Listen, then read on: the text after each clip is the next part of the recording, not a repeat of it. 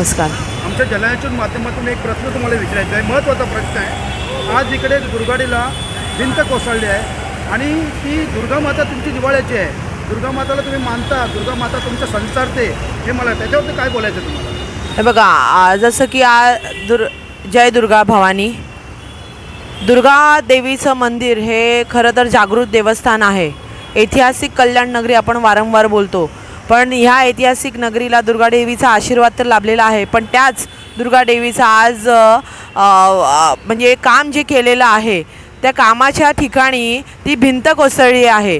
ज्यावेळेला आदरणीय एकनाथजी शिंदेसाहेब मुख्यमंत्री झाले, जसे शिंदेसाहेब मुख्यमंत्री झाले, माझं सगळ्यात पहिलं निवेदन मुख्यमंत्र्यांना हे होतं की दुर्गाडी किल्ल्याची जी अवस्था झालेली आहे, आम्हाला त्वरित दुर्गाडी किल्ल्यासाठी निधी उपलब्ध करून द्यावा. 100 कोटीचा निधी मी साहेबांकडे मागितलेला होता की जेवढं पण पण काम आहे ते हेमाडपंथी काम व्हायला पाहिजे. म्हणजे जे पुरातत्व खात्याकडे जे काम सोपवण्यात आलेलं आहे ते त्यारित्या व्यवस्थितरित्या करण्यात आलेलं नाही आहे, हे मी छातीठोकपणे बोलू शकते. कारण की आज ती भिंत पहिल्या पावसात कोसळलेली आहे.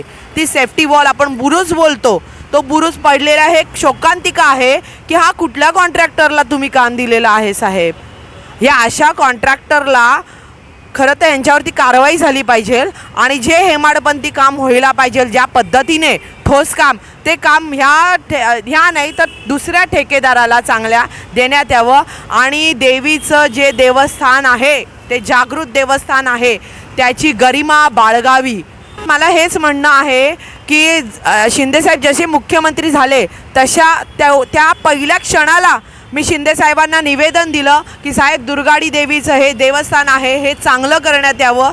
म्हणजे त्याला ती जी गरिमा आपल्याला बाळगायची आहे, कुठे लिकेज होतं आहे, कुठे बुरुज ढासळतं आहे, कुठे सेफ्टी वॉल तुटत आहेत, म्हणजे सगळ्या तो जो ओटा आहे तो ओटा सगळ्यात पहिले म्हणजे महिला तिथे वावरत आहेत वारंवार, तर ते महिलांना ठेचा लागलेला मी स्वतः बघितलेला आहे. मला स्वतःला सुद्धा ठेच लागलेली होती. त्या तुटका ओटा झाला होता, तर त्या ओट्याचं त्वरित काम करून घेण्यात यावं. आणि तरी मी नाही जवळजवळ 50 मुद्दे टाकलेले होते कसं कुठे काय काम करायचं आहे.